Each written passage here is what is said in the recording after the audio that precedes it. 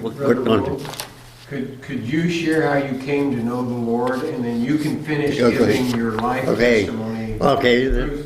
I went into the service when we moved to Peoria, Illinois. I started going to Free Methodist Church.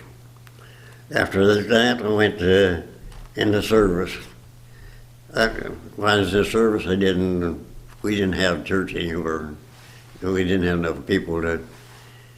Anyway, I served 3 years in the service, and I come out and started working at ABC's place making washing machines. And there was a rumor they was going to sell out and go to Calvinator, so we was made arrangements. I was going to go to San Francisco as a longshoreman. And this one girl, she was about 10 years younger than I was. She had a crush on me, and she kept crying with me over to church. She told me one day, she said, "My aunt's coming back tomorrow." I said, you love her. So I went to church, met her aunt, and a year later, me and her aunt got married. My wife, the doctor told her she could never have children, so after 4 or 5 miscarriages, we started getting foster children. We adopted 2 of them, Walter and Diane. And brother-in-law invited, come over and asked me if it'd feel all right if he took Walter to church with him. I said, yeah, I don't care. So he took him to church. I just still hadn't, thank the Lord. And in 1965, my wife said, he's stationed down there in Milton, Florida, said, I don't like it because I call down there and they don't know where he's at or nothing. So I said, well, let's just drive down there and see. So we had our vacation. We drove down there and went up to rented a motel, went up to there and knocked on the door. They said, we don't know, ain't nobody here by that name. So, okay. We went back to the room and I said, what am I going to do? I said, I'm going to try again tomorrow. And see. There was about 5 minutes after we got back to the room, somebody knocked on our door. There was my son. He said, I can stay with you. How long you been be down here? I said, about 10 days. He said, I can be with you down here. So he stayed with us. And the last day we was there, he said, I got something I got to tell you. He said, we're having trouble with people in giving drugs to kids, younger kids. He said, would you consider going? He said, I'm going to either go to Cincinnati or down in Texas. He said, I'll be picked up and I'll be sent to prison, either in Oklahoma or Kentucky. You know, when my wife said it, I said, what do you think of that? And I said, well, I don't know. It's kind of blow, sounds like blow to me. But it did happen like that. You know, my son was killed when he was in prison. And when he was stationed in Milton, Florida, his officer in charge was named Alexander. When he went to the prison down in El Reno, Oklahoma, his doctor's name was Alexander. And it didn't make sense. Anyway, after he was killed, I was just on a Friday after Thanksgiving, got a phone call and said, your son is gone. And I said, what do you mean gone? He said, I mean he's dead. So where do you want to send the body? So I went and made arrangements for my pastor. I didn't have a pastor, his pastor at the time. And made her funeral. And then that was the first time anybody ever told me I had to be saved. And he told me there, and a week later, they was having a revival, and I went to the revival. That's where I got saved on December 11th of 1968. And how old were you, Brother Wu? Uh, Tell them how old you were. I was 54 years old. Yeah. And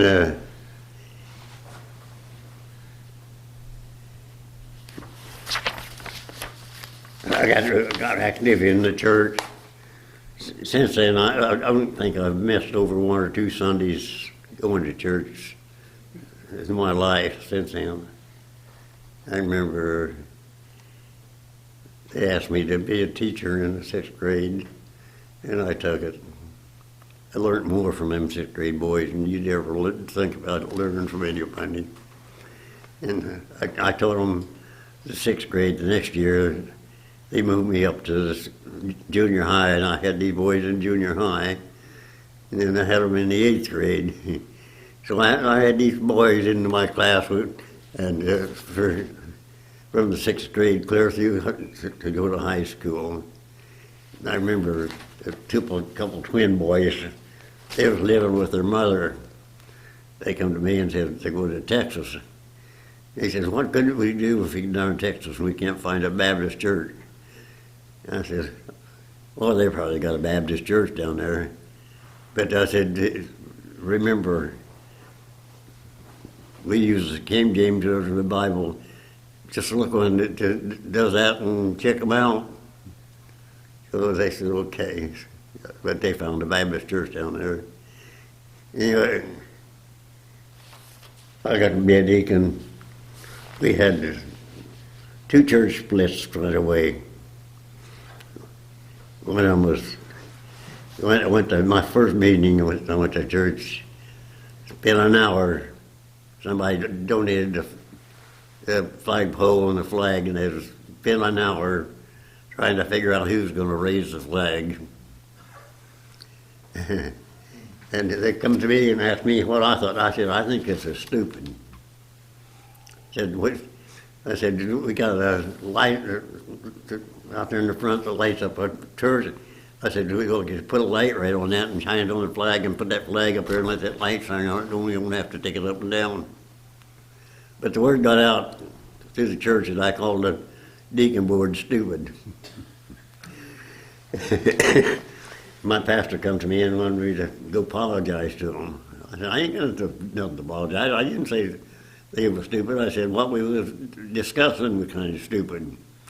But I wasn't very diplomatic about things. I mean, I thought, but a lot of times I let my mouth speak before I thought it out. But since then, until my wife died, I got married in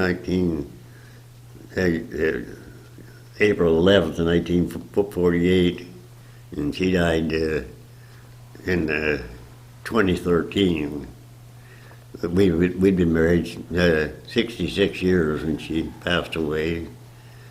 She had a heart attack, and that's the reason I come to South Carolina on account of. She got to a point where one day she could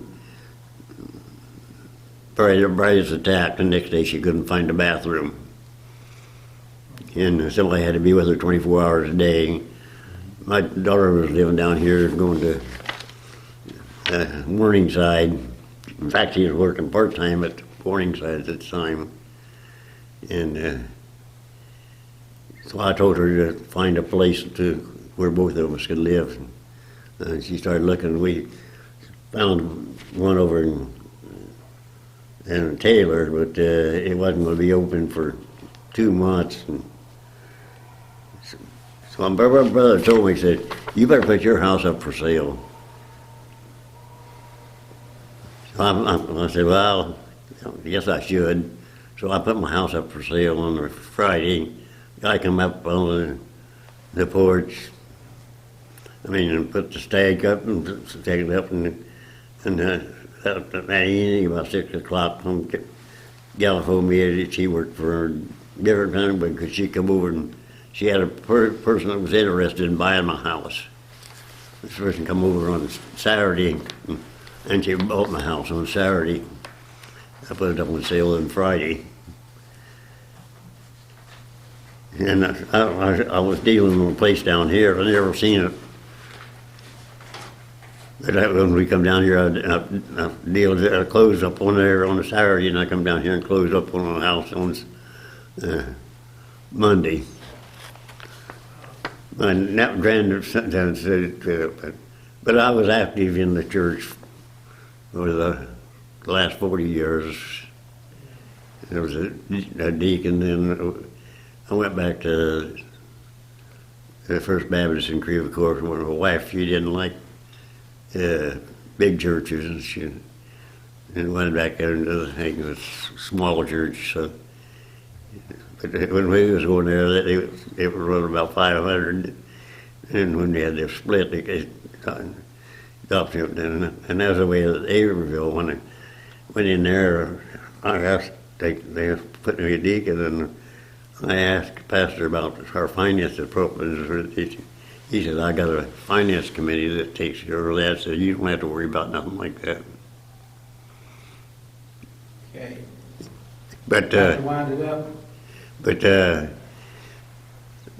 pastor and him and his wife had problems, and he left, and when he left, we had a bond issue of $240,000 had to be paid in 10 days.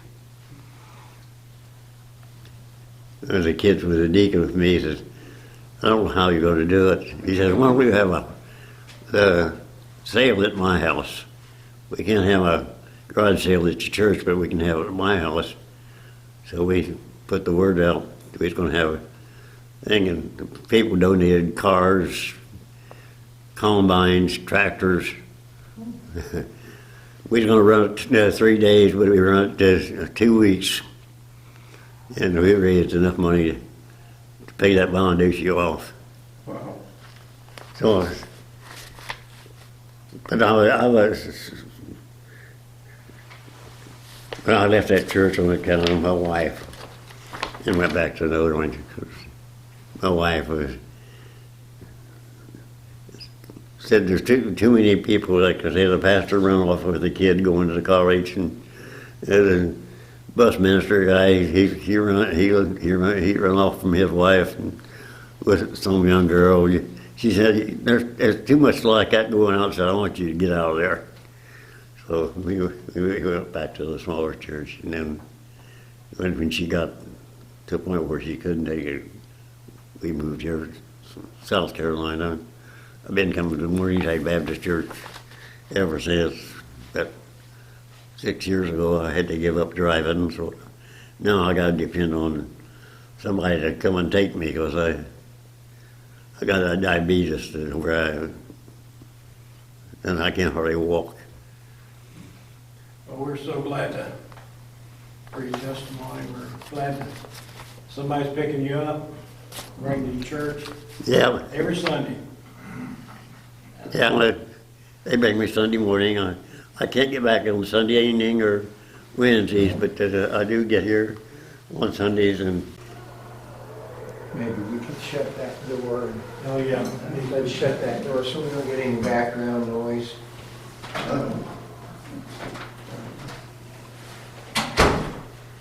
It sounds like you're cheering him on. Our devotional today is going to be a sharing of a testimony again by Brother Rule. And he's got a great testimony. I've heard it before.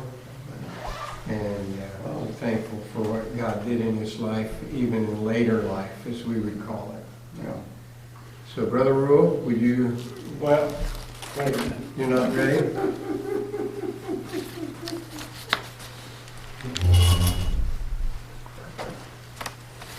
Wow, this is a production. As far as I'm concerned, he can take all the time he wants.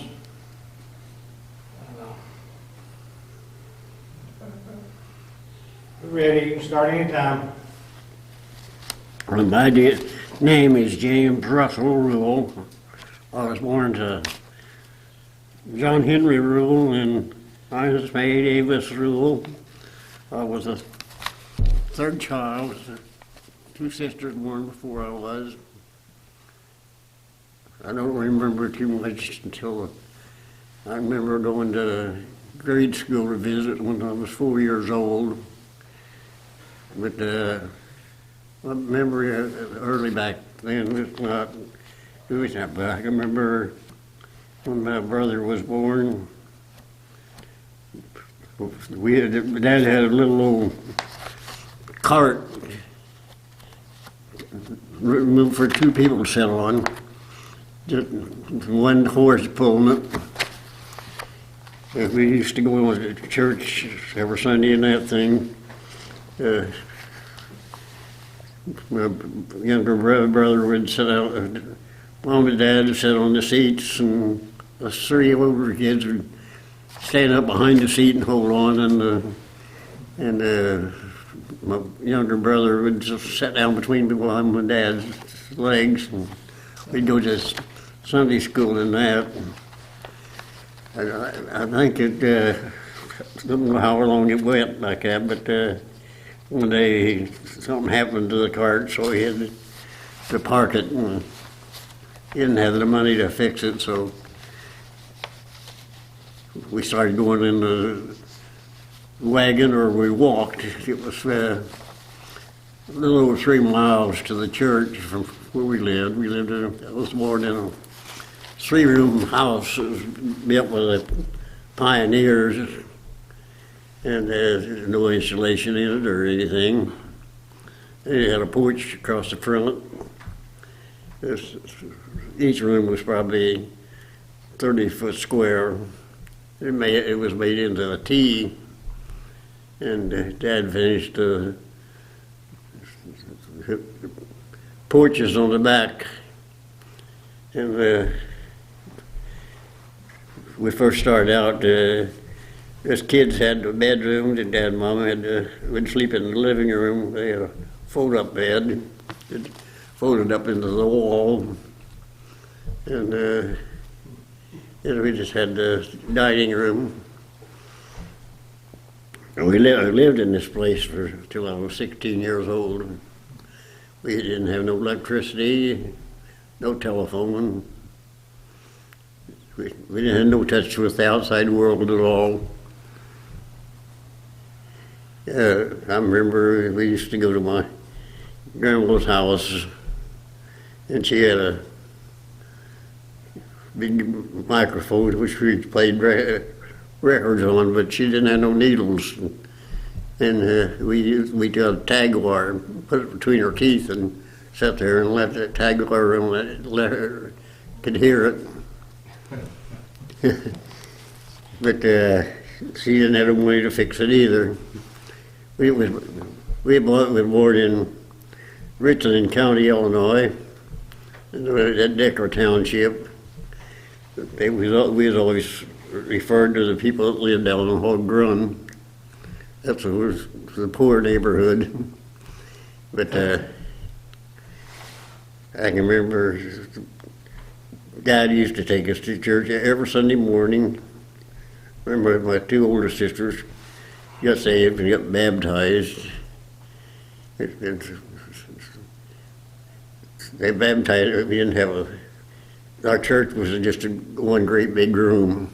I went to one-room grade school, and my sister got baptized, and I remember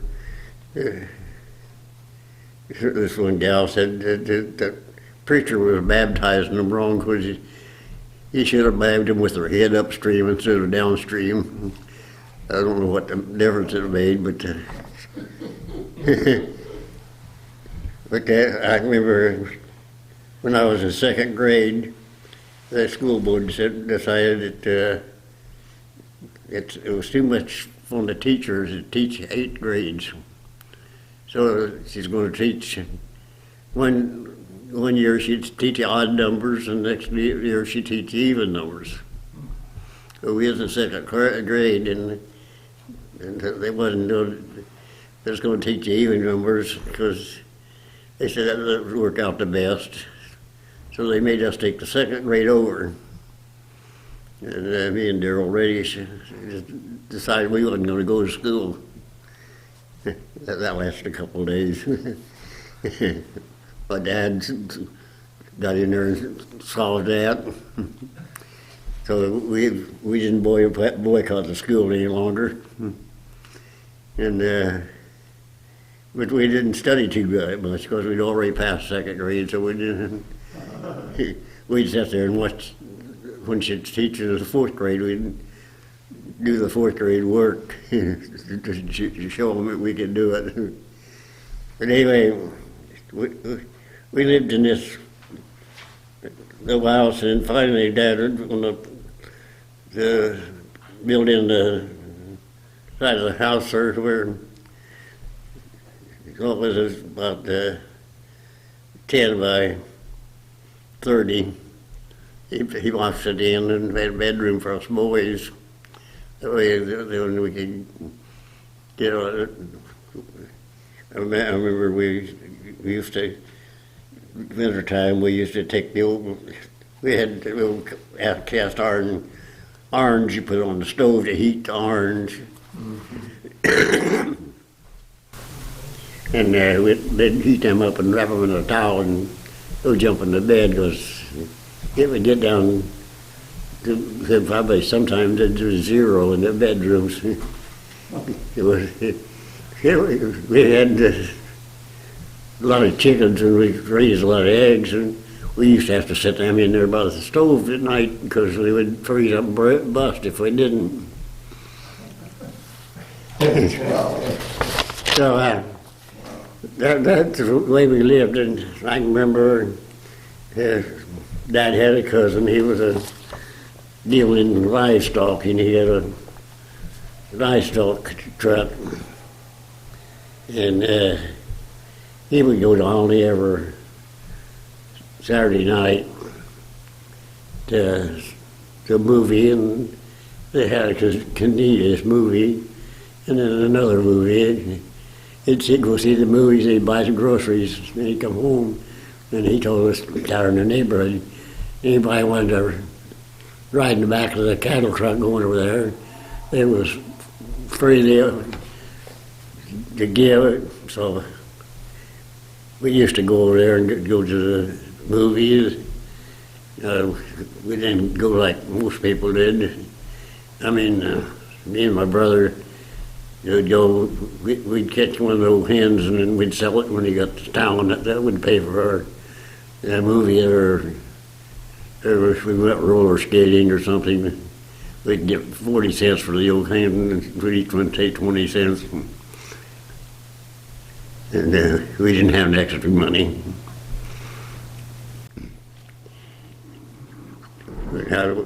We had raised, I can remember when I was about 10 years old, we raised just about everything we ate during the 30s. On our farm, we raised popcorn, watermelons, potatoes, cabbage, you name it, beets, we raised it all. We picked a lot of wild blackberries. I mean, I remember one year we canned 80 gallons of wild blackberries. That's to get to see the winter. So in my school, we went to the grade schools. We always got out the first day of May instead of the 1st of June because it could help the farm on the farm. And I can remember we used to get out then, and then back in when I was in the 7th grade, I think it was 6th or 7th grade. My dad got down with rheumatism. He wasn't able to do anything, so I didn't go to school too much that year. I was the oldest boy. I stayed home a lot, It was the seventh grade because on the seventh grade we went over to the county seat for the examination hey, well, when I went over there, I didn't have enough days in school to qualify. I didn't go 50% of the school days because I stayed home a lot of times and took care of the things on the farm that had to be taken care of when Dad wasn't able to get up out of bed. And long about 1934, the oil mans began to come in the neighborhood. I mean, they drilling oil wells down around there. In fact, Whirl boys, three of them, and the sisters, they lived in a little place that they drilled a well in them. We had one little store that we used to go to, and Matt Snell's. And Matt Snell told us one day, he says, I don't know how much they're getting, because they come in here and cash their check every month. And this is back in the 30s. Each one of them was getting $3,000 a month.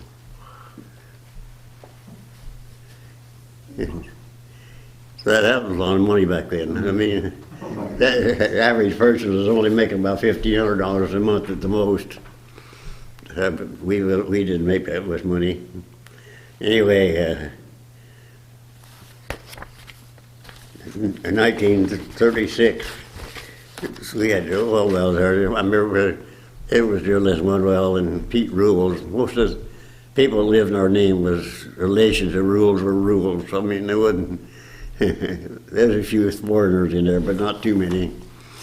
And but they was drilling another well because, according to the law, if they drill one well and it's a hill, then you got to offset so many feet in each direction and drill another one. Because I think, I remember we'd walk to school, and me and my brother go a little bit early, and instead of going the road, we'd take cross country, and then we'd stop at this oil well where these guys was drilling this oil well, and talk to them every morning. So this one guy asked us if we had a sister. He was looking for her. I think he told him the neighbor guy had his two sisters. Was one 18 and one was 19. So every Sunday afternoon, after I got home from church, we'd get ways together up at his place and have foot races and everything. I can remember 1936, Jesse Owens set the record for 100-yard dash in the Olympics over in Germany. And they timed me on the dirt road I was running barefooted, and I got within a second of what he was doing, and I was 11 years old. I could run real good.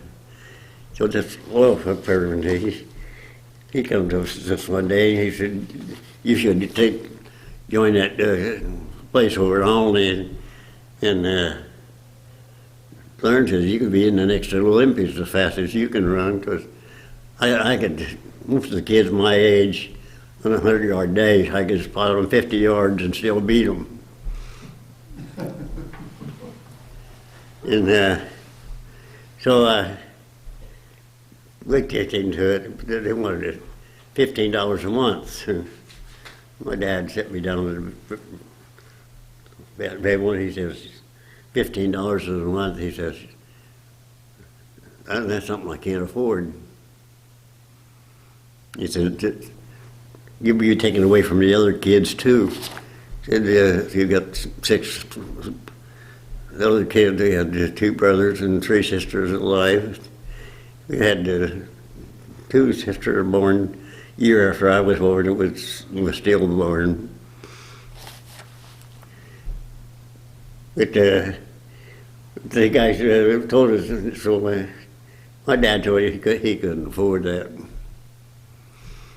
So I can remember when I graduated from grade school, I come home and my dad said, do you intend to go to high school? I says, yeah, I'm going to try to. Well, he said, I'm going to tell you one thing. He said, you got to get a job because I can't afford to buy books and clothes for you to go to high school.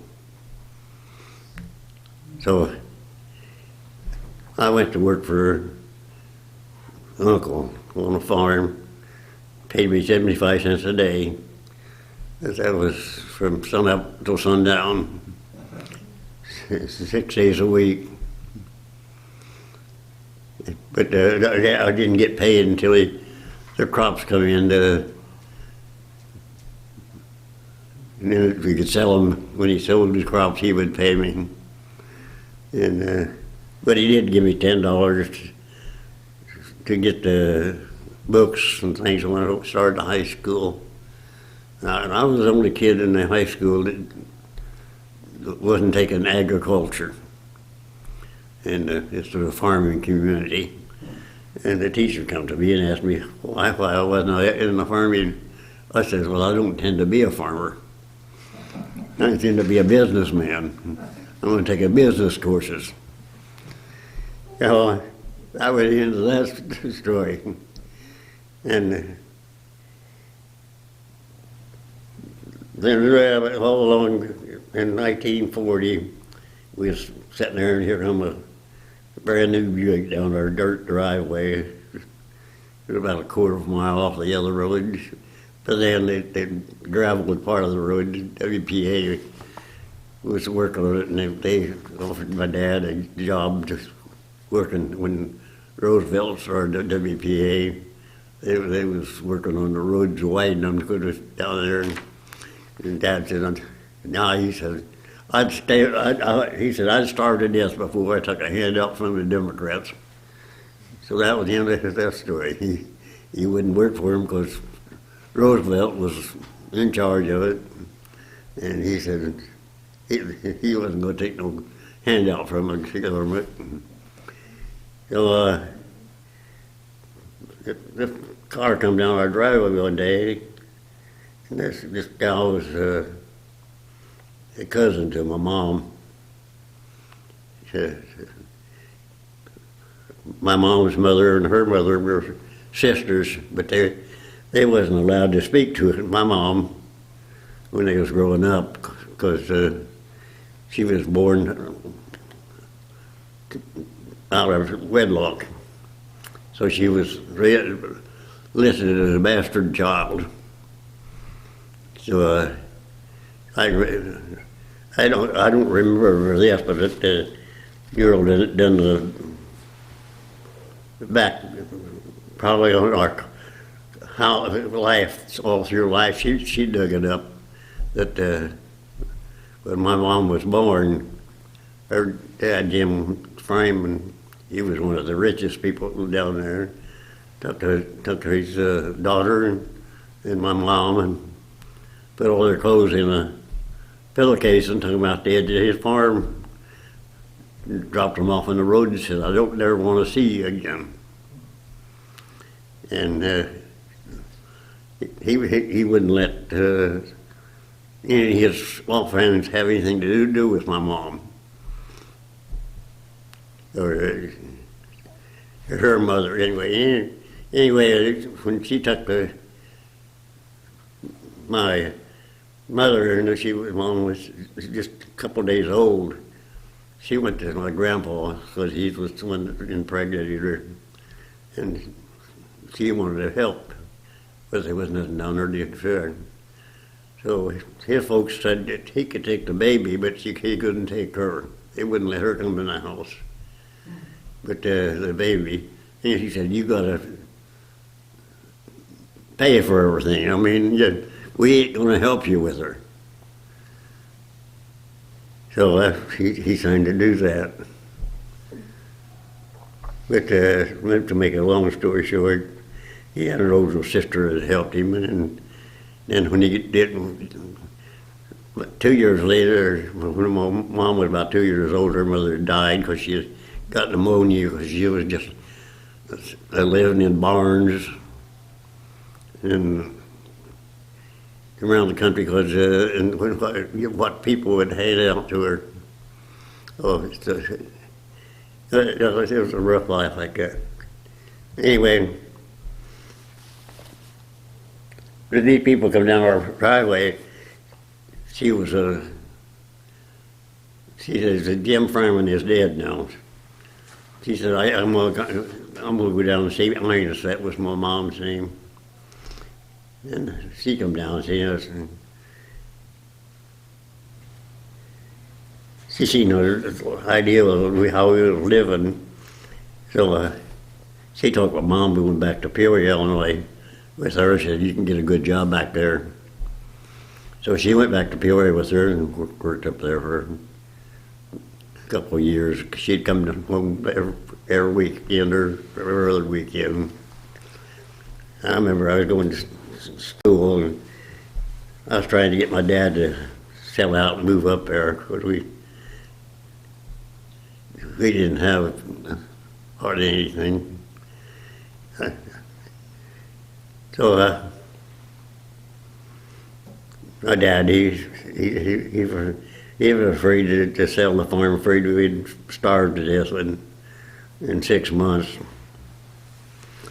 And well, we were about to starve to death on the farm, so it didn't make much difference. So I kept after him. One morning, I'm getting ready to go to catch this bus. I had to walk about a half a mile to catch a bus, and then go to high school, and I had to catch it at 6:30 in the morning. So I had to get up about 3:30 in the morning and do my chores. I had 2 cows to milk and pigs to feed, and then my brother would do it at night because I went out for basketball because they had a teacher that man teacher come along when I was about 6 to read teaches. He introduces to basketball, and I used to love basketball. But I went out, but I couldn't afford the clothes that they needed. They needed a pair of leather shoes for back then. We didn't have tennis shoes back then, and different other things I had to have. And I couldn't afford that so I had to drop out. But finally, one morning, my dad said, if I had everything sold in this farm, said, I'd just go up there and show you that, because I'd went up there and I worked for my cousin one year, and the next year, he come he worked for him, and I told him as soon as the strawberries patch is over, says, I'll see about it, because I can make $3 in a day picking strawberries. I can pick around 200 quarts in 6 hours. And he wouldn't let us trade them because if they wasn't full enough, he'd fill them up, or if they was too full, he'd take them off and put them in another one. Anyway, he'd take them down and sell them, and then come back and pay us kids for working for him today. Said come back, he'd feed us a meal. Anyway, it was one year, the neighbor guy went to Alton to work in a home over there because they were starving too. So he come back to visit one weekend, and just strawberries just playing out. I told him he was going to Alton, Illinois. I said, could you give me a ride over to Sandoval? That's where 51 headed north. I could get a bus to go up and see my mom and things. Just before that, Dad rented neighbor guy, he had a Ford. He took my two brothers and sister. They were on. And then they went up to visit Mom one weekend. They went up on a Friday and they come back on Monday. When they come back on Monday, I was